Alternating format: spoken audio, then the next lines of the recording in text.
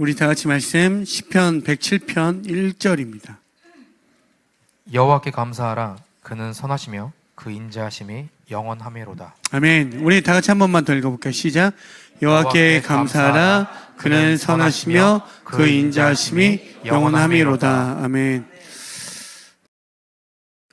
보통 절기마다 중에 하나가 추수감사절이라는 게 있습니다. 그렇죠? 추수감사절은 여러 가지 의미니까 여러분 챗 GPT 찾아보십시오. 네이버에 치면 아주 친절하게 자세히 나옵니다. 그런데 그러한 유래 보다 저는 여러분한테 한 가지 좀 오늘 나누고 싶은 건 감사입니다. 감사. 여러분 감사합니다 이런 말 자주 하십니까? 감사합니다. 고맙습니다. 예, 예. 보통 우리가 감사라는 말을 정해볼 때 어떤 호의, 누군가가 호의를 베풀 때 그에 대한 어떤 감사에 대한 마음들을 표현하는 게 감사라고 이야기합니다. 그렇죠? 그런데 여러분도 대부분 다 아시겠지만 이제는 요즘 세상을 어떻다라고 하죠? 감사가 사라진 세상을 살고 있다라고 말합니다. 제가 학교에 있다 보니까 요즘 젊은 친구들은 어쩔 수 없이 자주 만나게 되는데 말을 안 합니다. 요즘은. 이렇게 문을 열어주고 혹은 이렇게 호의를 베풀어도 특별히 말을 안 합니다. 도대체 무슨 생각인지 알 수가 없습니다. 예, 분명히 이건 되게 그에게 어떤 호의를 베풀고 이렇게 마음을 나눴는데 그냥 그 알 수 없는 표정으로 하며 그냥 지나가 버리고 인사도 잘 안 하고 도대체 무슨 생각으로 사는지 알 수 없는. 네. 대부분 많이 느낄 겁니다. 감사가 사라져 버렸다고 이야기하죠. 그렇죠? 여러분 안에 감사가 충만하십니까? 어떤 것들에 대한 어떤 감사한 마음으로 살고 계십니까?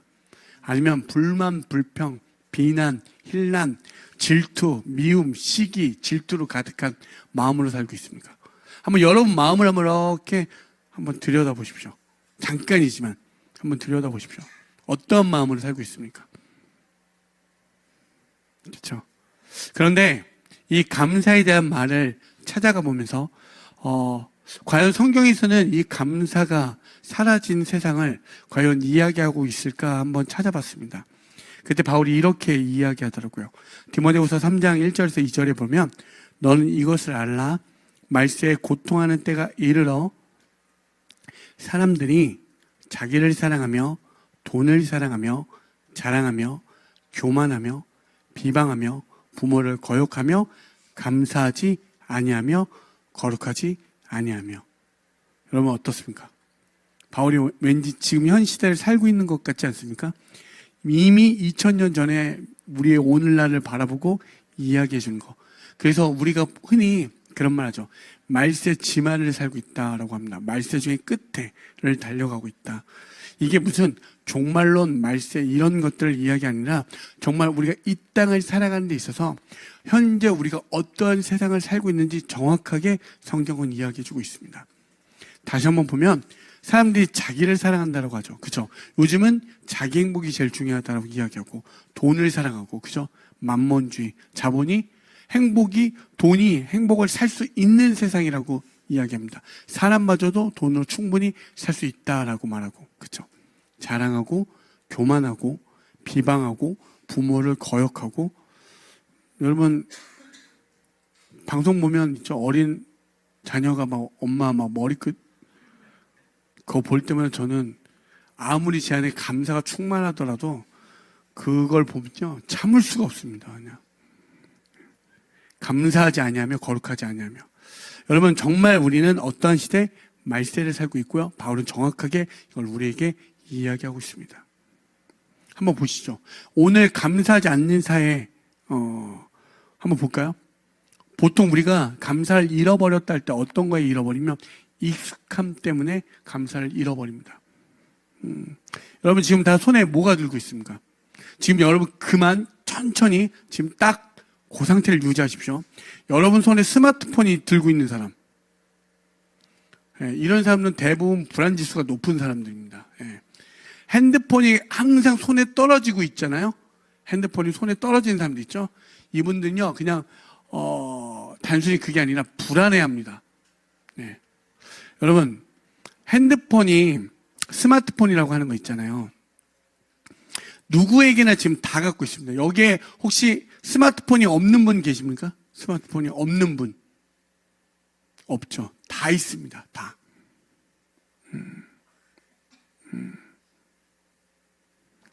누구나 있다 보니까 어떤 생각을 갖고 있냐면 나도 당연히 있어야 된다는 생각을 갖고 있습니다. 누구나 있으니까. 여러분 요 말을 한번 우리 신앙생활에 한번 적용해 보시죠. 어떤 성도가 저한테 이런 말을 한 적이 있습니다. 그러니까 하나님이 나의 하나님인데, 그죠? 나의 하나님인데 너의 하나님 된다는 게 너무 싫다는 거예요. 여러분 다시 한번 생각해 보십시오. 제 말을 한번 곰곰이 살펴보십시오. 하나님이 나의 하나님이죠. 그렇죠? 여러분 하나님이 나의 하나님이죠. 그런데 나의 하나님이 너의 하나님 되는 것도 너의 하나님 된다는 게 너무 싫다라고 이야기합니다. 한번 이거 생각해 보십시오. 아닌 것 같은 표정 짓지 마시고, 여러분 표정 연기들은 참 잘하신다 생각이 들지만 나의 하나님이 너의 하나님이 된다는 사실, 여러분 이건요 그냥 하는 게 아니라 나의 하나님이 누군가의 하나님 된다는 사실이 너무 싫어요. 누구에나 있는 하나님, 흔해 빠진 하나님 너무 별로입니다. 여러분 그래서 카드도 여기에서 블랙카드 갖고 있는 분 없죠? 한도가 막 10억 되신 분, 이런 분 없죠? 그러니까 계속 나누는 거예요. 특별해지기 위해서. 근데 우리도 하나님을 그런 카드로 나눕니다. 나한테 하나님은 이런 분 나누고 싶어요. 누구에게나 은혜 베푸신 하나님, 그걸 여기지 않아요. 여러분 하나님이 나의 하나님이란, 나의 하나님이 되었다는 건 어떤 건지 아십니까? 2000년 전에 저 썩어 빠진 나무에 달려 돌아가 못 박히고 피 흘리시고 가시면류관 쓰며 날 위해 대신 죽었다는 그 놀라운 은혜의 사실은 채 잊어버린 채 내가 너무 싫어하는 저 대척점에 있는 저렇게 마구리로 치는 저 드러머의 하나님이 되신다는 사실이 용납이 되지 않습니다.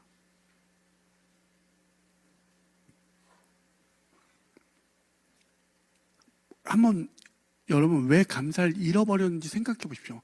오늘날 사회가 왜 감사를 잃어버렸는지. 누구에게나 있으니까 여러분에게 핸드폰, 여러분 핸드폰이 있어서 너무 감사하다 이렇게 생각하는 분은 없어요. 그런데 내가 누구나 있는 그 핸드폰이 나만 없네, 불평밖에 없습니다. 볼까요? 반드시요 그 익숙함에 속아서 감사를 잃어버리잖아요. 그 다음 어떤 스텝으로 간 줄 아십니까? 반드시 비교하게 되어 있습니다. 비교에 따라 감사를 반드시 잃게 돼요. 여러분 아까 말했지만 나의 하나님과 너의 하나님이 이제 구분되어지죠.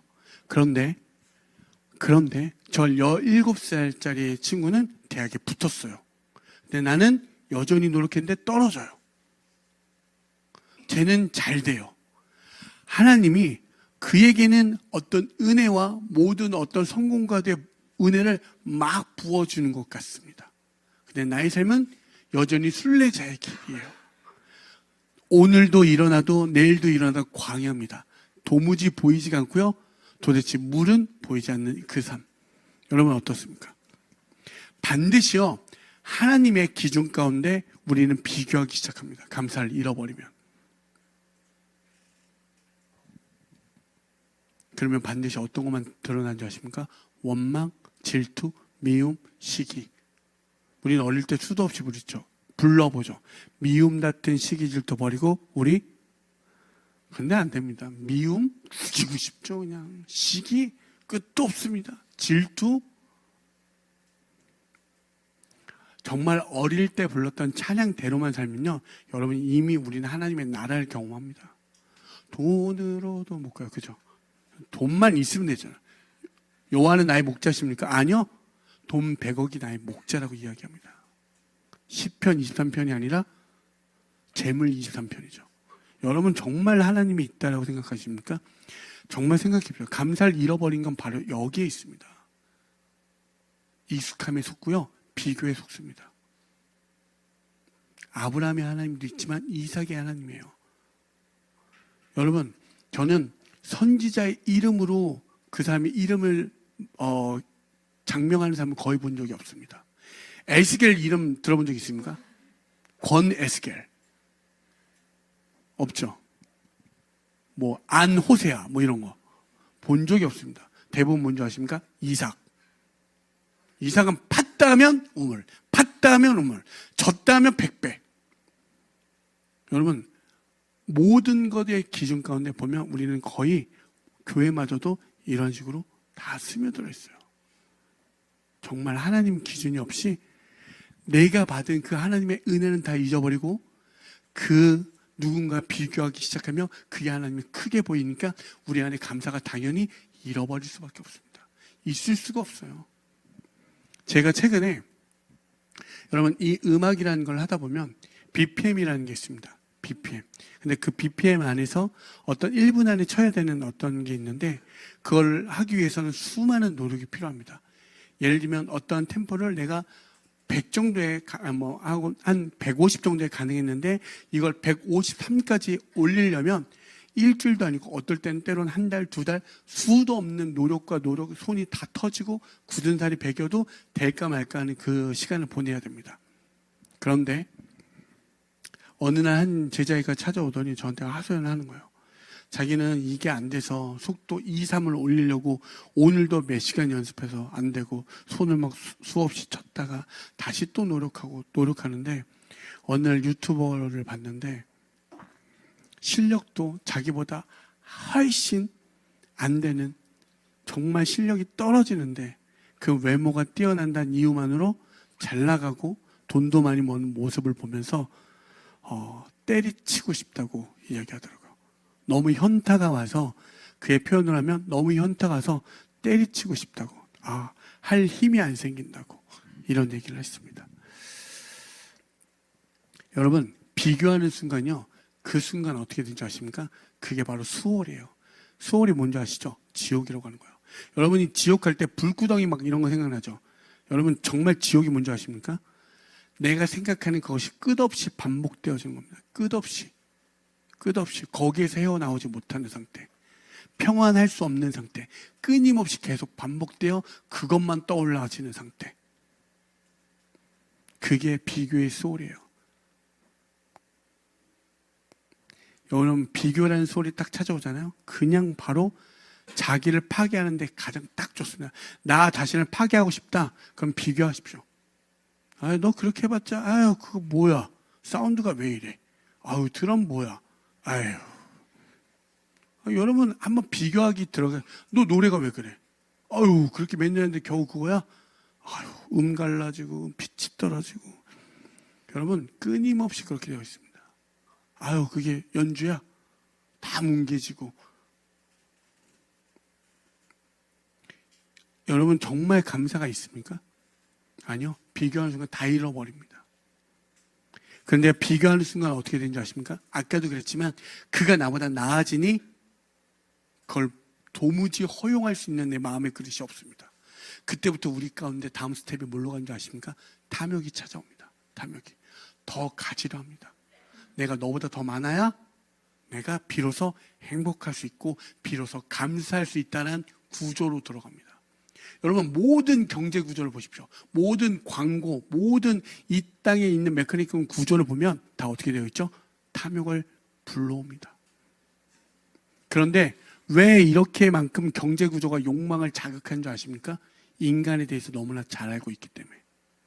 인간에 대해서 가장 완벽하게 분석하고 통계했기 때문에 그들은 모든 경제 구조는 욕망을 자극합니다. 인간의 욕망을.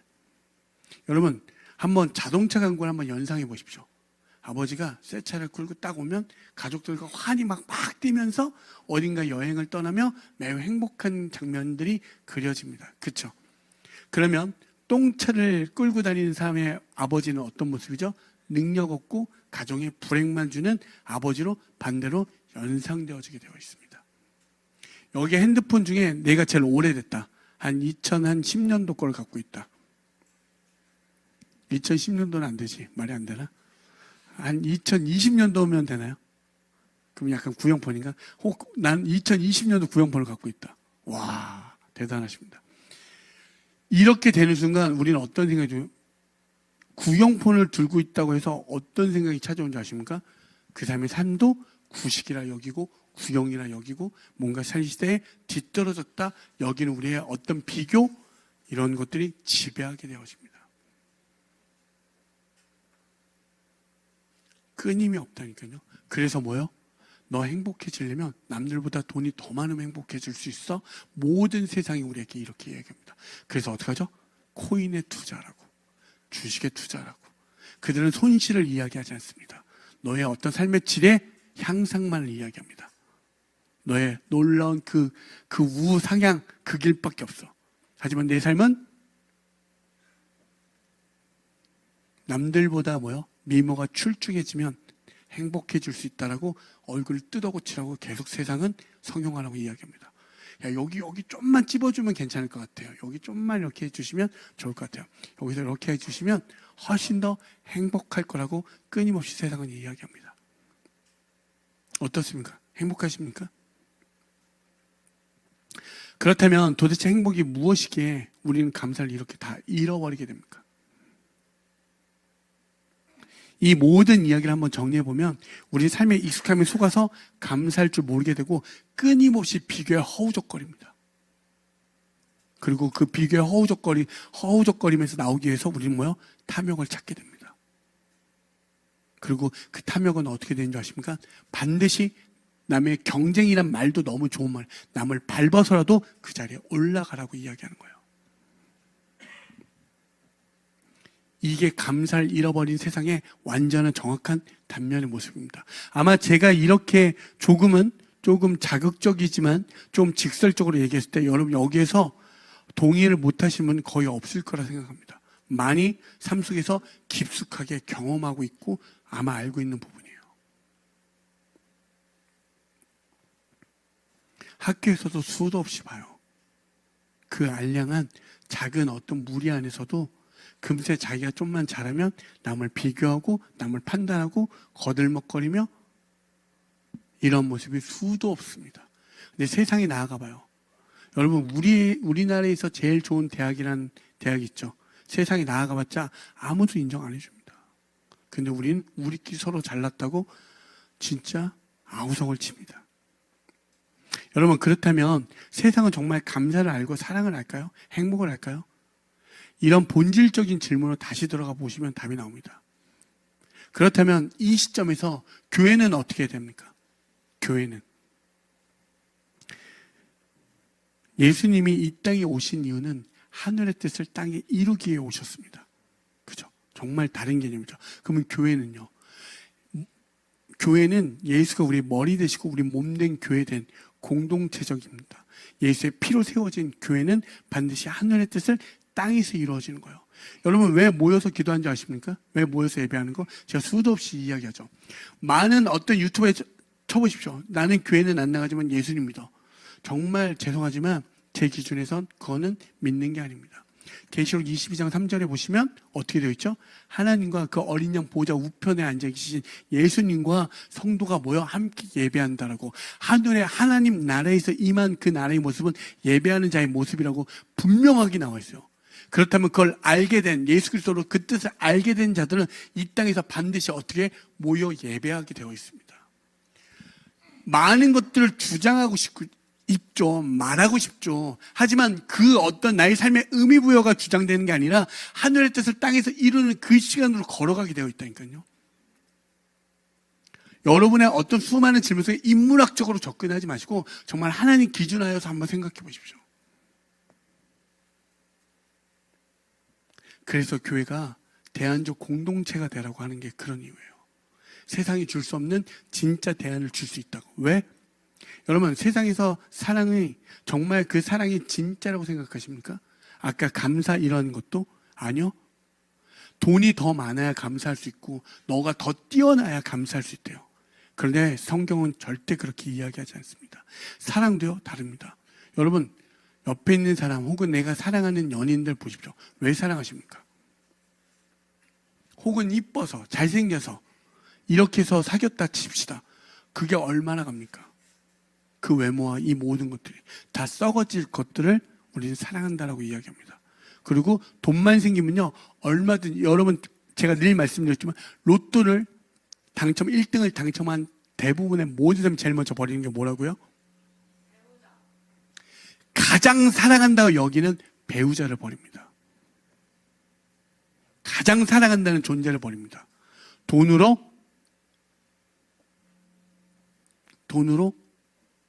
자기가 더 좋은 걸 얻을 수 있다라고 여기는 거예요. 우리 사모님도 로또 1등 당첨되면 남편을 버릴까요? 안 버릴까요? 그거는 로또 1등 당첨돼봐야. 근데 우리 아내는 로또를 살 일이 없으니 절대 제 인생에는 그럴 일이 없습니다. 이건 박수칠이 아니라. 네. 여러분, 제가 아까도 말씀드렸지만 우리는 감사를 잃어버렸다라고 말씀드렸습니다. 근데 감사를 잃어버릴 수밖에 없는 그 구조 속에 살아요. 그런데 한번 교회의 역사를 한번 들어가 보십시오. 교회에 많은 죄된 모습, 악한 모습도 많았지만 놀랍게도 칼과 창이 죽음 앞에 목전에 있어도 그들은 하나님께 주께 여호와께 감사하다는 고백이 수도 없이 나오고요. 다윗의 시편에 있는 기자, 찬송가에 있는 모든 내용들을 보시면 대부분 어떤 거냐면 내가 삶의 어려움과 힘듦과 괴로움과 낙담 속에서도 주님을 찬양한다라고 이야기합니다. 주님께 감사하다라고 이야기합니다. 어떻게 감사가 나옵니까? 여러분의 삶에 총과 칼이 들어오고 오늘도 내가 죽을까봐 그 죽음의 목전 앞에서도 어떻게 감사가 튀어나올 수 있냐고요. 그래서 교회는 대안적 공동체가 될 수 있다라고 말씀드린 게 뭐냐면 진짜 감사를 알고 진짜 사랑을 아는 자들, 진리가 하나라면 그 진리를 배운 자들은 가짜인 그들 앞에서 진짜를 소개해 줄 수 있지 않겠습니까? 근데 여러분, 진짜인 척하면서 가짜의 삶을 살면 안 됩니다. 교회는요, 그 어떤 게 아니라 잘 되는 나를 얘기하는 건 절대 아닙니다. 여러분, 목적이 이끄는 사람, 그런 책 읽지 마십시오. 제가 죄송하지만 교회 앞에서 이런 말 하면 그렇지만 목적이 뭘 이끌어요? 우리의 목적은 다 무조건 예수 그리스도만이 되어야 됩니다. 여러분, 오늘도 신음신음 아시면서도 새벽에 권사님이 나오셔서 기도한 삶, 여전히 먹을 게 없지만 그들을 위해서 기도하시는 권사님의 삶이 정말 인생이 실패한 삶입니까? 혹은 여러분 그런 생각을 해본 적 없습니까? 우리가 이렇게 할 수 있는 건 그들이 눈물을 흘린 믿음의 선진들의 그 눈물의 기도가 우리를 지금의 자리에 있게 했다는 생각을 해본 적 없습니까? 혹은 나만이 우리가 마음껏 예수를 부르짖을 수 있었던 건 여전히 죽음 앞에서 북한의 어떤 한 동굴에서 신음하며 정말 읊조리면서 기도하는 어떤 할머니의 그 기도가 주님께서 들으시고 응답하셔서 우리가 이렇게 마음껏 부르짖으며 주님을 찬양할 수 있다는 생각을 해본 적 없습니까? 여러분 정말 영적으로 생각해 보십시오. 세상의 인문학적 기준 마시고 정말 하나님 앞에서 기준하여 생각해 보면 성경의 모든 그 한 사람의 인물로 인하여 그 열방과 민족을 구하는 일은 수도 없이 목도되어집니다. 그래서 진짜를 알라라고 하는 거예요. 성경에서 그러면 교회에서 그들이 죽음 앞에서도 감사할 수 있는 이유를 우리가 한번 찾아가 보시죠. 성경에서는 감사를 뭐라고 이야기하냐면 죄를 고백하는 거라고 이야기합니다. 죄를 고백하는 거. 감사해서 여러분 제가 좀 옛날 사람이라 여러분 야다라는 팀 아세요? 야다? 야다의 가장 유명한 노래?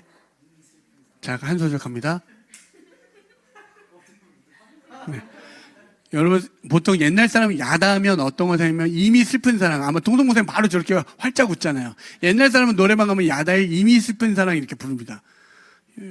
요즘 사람이라고 경멸의 눈빛으로 절 보지 마시고 감사라는 단어가 뭐냐면 히브리어로 야다입니다. 야다. 근데 그 뜻에 무엇이냐면 던지다, 감사하다, 찬양하다, 고백하다 이런 의미들을 다양하게 가지고 있어요. 그러면 한번 보시죠. 왜 감사는 죄를 고백하는 건지 제가 말씀을 드리냐면 레위기 5장 5절에 보면 이 중 하나의 허물이 있을 때에는 아무 일에 잘못하였노라 자복하고 이 말씀이 있습니다. 인간의 연약함으로 죄를 졌을 때 그들이 죄를 졌을 때 그 다음 그 죄에 대해서 어떻게 반응해야 되는지 이 5절을 기록해요. 1절부터 4절까지 그들의 연약함, 인간의 연약함에 죄를 지을 수밖에 없는 그들이 이제 그 죄 앞에 어떻게 나아가야 될지를 이야기하는데 이 중 하나의 허물이 있을 때, 그 죄 가운데 허물이 있을 때에는 아무 일에 잘못하였노라 자복하고, 여기서 이 자복하고가 아까 여호와께 감사하다의 말과 동의어입니다. 야다. 자신의 죄를 숨기지 말고 하나님 앞에 고백하라고 이야기하는 거예요. 그게 뭐라고요? 그게 감사한 삶이라고 이야기하는 거예요. 그러면 하나님이 왜 죄를 숨기지 말고, 여러분 죄를 졌을 때 숨기고 싶잖아요. 가리고 싶잖아요. 근데 왜 숨기지 않고 하나님께 나오라고 하는 줄 아십니까? 요한일서 1장 9절에 보면 만일 우리가 우리 죄를 자백하면 그는 미쁘시고 의로우사 우리 죄를 어떻게 해요? 사하시며 우리를 모든 불에서 깨끗하게 하실 것이요. 아멘. 본연의 자리로 우리를 돌이켜 오게 하신다는 거예요. 여러분, 우리는요, 어떤 점진적으로 나아가서 성장하여 무언가 완성의 자리로 만들어지는 게 아니라 본연의 자리로 돌아가는 거예요. 아, 내가 죄를 져서 이 죄 가운데 나는 나올 수 없는 존재구나. 그러면 어떡하지? 그 돌파구 해결책, 그 진짜의 목적지를 알게 해주신다는 거예요. 글로 돌아가라고. 근데 하나님이 그때 어떻게 해요? 그는 미쁘시고 그는 선하시고 인자하시고 자비로우신 분이니 우리의 죄를 사하여 주신다고. 그 유일한 길은 예수 그리스도밖에 없다라고. 그 길로 들어오면 깨끗해 본연의 자리로 완성의 그 자리로 우리를 인도해 주신다는 사실이에요. 아멘. 은혜 아닙니까? 그래서 간혹 또 감사에 대해서 물어볼 때 저는 뭐라고 이야기하냐면 하나님의 은혜를 유지하는 거라고 이야기해요.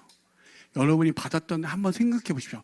어떠한 때이든 간에 하나님의 은혜를 받았던 그때를 기억하시죠? 여러분 삶을 살아갈 때 누군가에게 진짜 고마울 때 있죠? 진짜 감사합니다는 무엇이냐면 그걸 끝까지 유지하여 기억하는 거예요. 아, 그때 이렇게 해줬지. 나한테 이런 호의를 베풀었지. 그걸 잊지 않는 거. 그게 감사한 사람들의 삶에서 나타나는 거예요. 감사는 감사고 지금은 지금 이런 말 하는 사람들 있죠. 그 사람들은 뭐라고? 감사를 모르는 자들. 내가 지금은 이렇지만 그때 그거 잊지 않고 있어. 너무 고마워. 말이 바뀌지 않는 거예요. 감사는 그 은혜를 끝까지 유지하는 거예요. 그래서 교회 공동체는 생각해 보십시오. 우리의 연약함을 알잖아요. 죄로 인하여 깨달아서 누군가 하나님 앞에 나올 때 어떻게 같이 동참하게 되는 거예요. 그의 연약함 속에서 하나님에 나아갈 때 하나님이 어떻게 그를 선하신 그 자리로 바꿔 나갈 때 그들을 통해서 그들이 뭐예요? 우리 성경의 수많은 인간들의 모형을 통해서 어떻게 나아갈지를 이야기하잖아요. 나도 이렇게 죄인일 수밖에 없음을 깨달아 같이 그 자리를 동참하여 나아가는 거예요. 그리고 우리가 얼마나 죄 앞에 무력하고 연약한지를 알아서 하나님을 찾는 그 자리. 그래서 죄를 발견하고 자각하는 그 순간이 어떻게 되는 줄 아십니까? 그게 은혜의 시작점인 거예요. 반드시. 너무나 연약함을 발견했지만 그게 기쁨이고 은혜라고요. 근데 그 죄를 가려서 숨어버리면 어떻게 되는 줄 아십니까? 시편 32편 3절에서 5절입니다. 내가 입을 열지 아니할 때 종일 신음함으로 내 뼈가 쇠하였도다. 주의 손이 주야로 나를 누르시오니 내 진액이 빠져서 여름 가뭄의 마름같이 되었나이다. 셀라.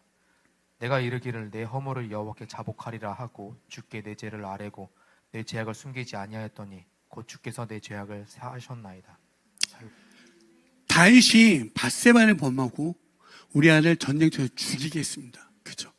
근데 내가 입을 열지 아니할 때 어떻게 된다고요? 종일 신음함으로 내 뼈가 쇠하였도다. 하나님 앞에 고백하지 않는, 교회된 우리들은 하나님 앞에 고백하지 않는 그 삶이 어떤 거예요? 그 자체가 수월이고 지옥이라고 이야기하는 거예요. 근데 주님이 어떻게 하죠? 주의 손이 주야로 나를 누르시오니 내 진액이 빠져서 여름 가문의 마름같이 되었나이다. 셀라. 이렇게 얘기하죠. 주님께서 호소하는 거예요. 나오라고. 지금 하나님이 여름 앞에 호소하는 거예요. 그 죄에서 나오라고.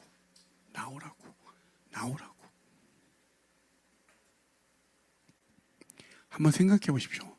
자기가 충직한 부하의 아내를 범했고 그 부하마저도 죽음 전쟁 가운데 나와서 죽였습니다. 어떠한 걸로도 그는 죄에서 용서받을 자격 없는 자예요. 그 다윗의 사건을 통해서 이 사람마저도 용서한다고? 그게 아니라 그걸 통하여 우리는 이토록 자격 없는 자를 발견하라고 이야기하는 거예요. 어떻게 하든 우린 그 죄에서 벗어날 수 없는 연약한 자임을 발견하여 하나님 앞에 나아가라고. 하나님 은혜 없이는 너희들은 이럴 수밖에 없는 존재라고 이야기하는 거예요.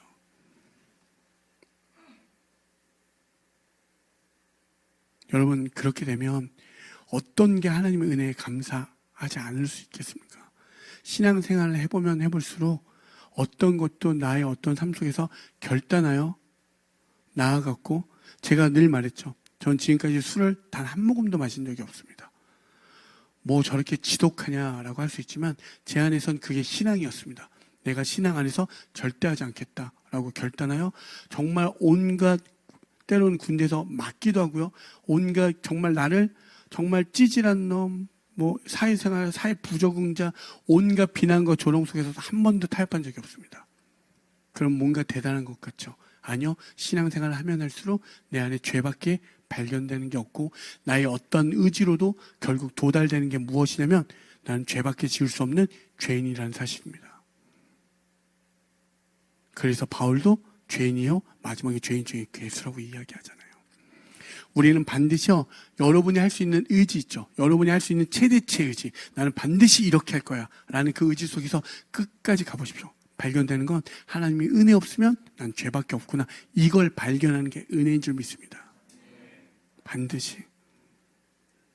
그래서 우리는 한없이 은혜 앞에서 작아지는 거예요. 작아지는 거예요. 그리고 거기에서 감사함을 발견하셔야 돼요. 아무리 생각해봐도 하나님의 은혜가 없었으면 어땠을까라고 생각할 때 도무지 헤어나올 길이 없었습니다. 하나님의 은혜가 여러분에게 정말 기쁨이며 감사가 되어지길 소망합니다. 오늘 그 삶에 대해서 두 번째로 감사는 뭐라고 이야기하냐면 하나님의 속성, 오늘 말한 것처럼 하나님의 인자와 자비하심을 고백하는 거라고 이야기합니다. 오늘의 본문을 보시면 다시 한번 읽어볼까요? 본문 한번 띄워주시겠어요? 한 절이니까 한 번만 같이 읽어볼게요. 시작.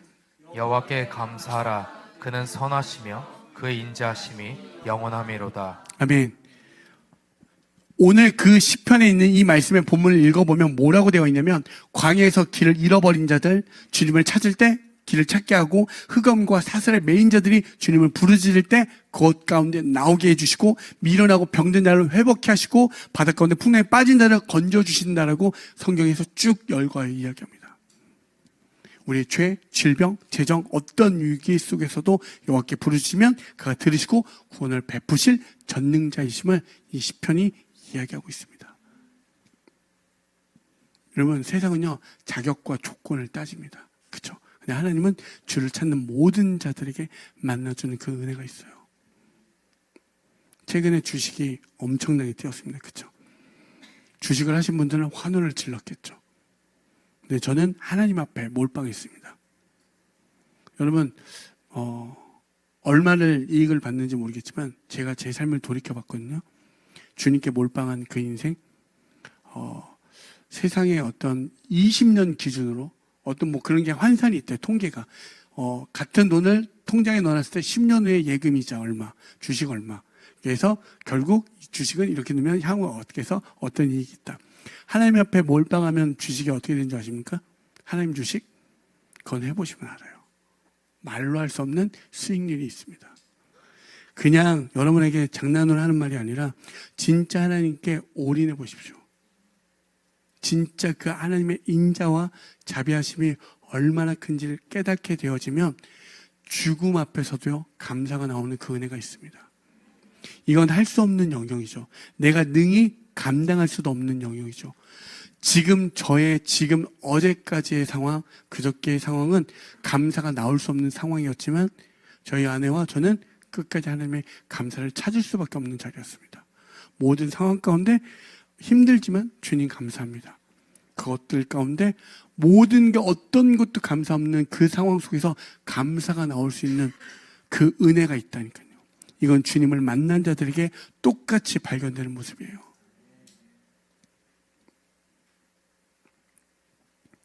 여러분, 주님의 선하심과 인자심이 우리를 따라온다라고 이야기해요. 우리가 쫓아가는 게 아니라 평생에.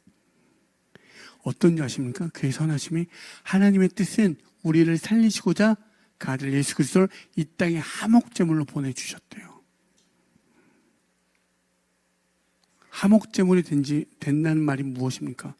여러분을 가시멸관과 못 박고 자기를 찌르고 그 피를 흘고 온갖 모욕과 핍박을 받으며 그의 피로 말미암아 우리 죄를 사하여 주셨다는 그 사실. 이 땅에 썩어 빠진 저 십자가 앞에서 기꺼이 매달려 그 피로 우리를 살리셨다는 사실이에요. 이게 가장 강력한 어떤 것도 깎을 수 없고 꺾을 수 없는 놀라운 은혜이고 선하심이고 인자하심이고 그 사랑의 완성이라고 하고 사랑의 정수라고 이야기하는 거예요. 누가 이렇게 합니까? 신이 우리를 사랑하신대요. 그래서 신이 우리와 같이 똑같이 고통당하며 그 피를 감당하여 우리를 살리셨대요. 그 2000년 전 우리가 태어나기도 전에 이미 우리 죄를 위해서 사하기 위해 오셨다는 이 사실이 여러분 어떻죠? 성령의 도우심과 예수 그리스도의 말씀으로 깨달아지고 믿음으로 아멘 되어지지 않습니까? 이게 은혜인 거예요. 그 어떤 것도 꺾을 수 없는 거. 세상이 망한다 해도 절대로 내려가지 않는 그것. 그들에게 나올 수 있는 게 바로 찬양이고 예배인 줄 믿습니다. 그래서 감사는요, 이 모든 것들이 동시에 격발되어질 수밖에 없어요. 여러분 어떻죠? 감사가 없는 이 세상에 나만 아니면 된다는 게 어떤 거죠? 무한도전이 그렇지 않습니까? 나만 아니면 돼. 그거에 열광합니다. 나만 아니면 돼. 거기에 열광하잖아요. 근데 교회는 감사가 없는 세상에 감사를 말하는 것이며 나만 아니면 된다고 하는 세상에 남을 위하여 자기를 내어주는 겁니다.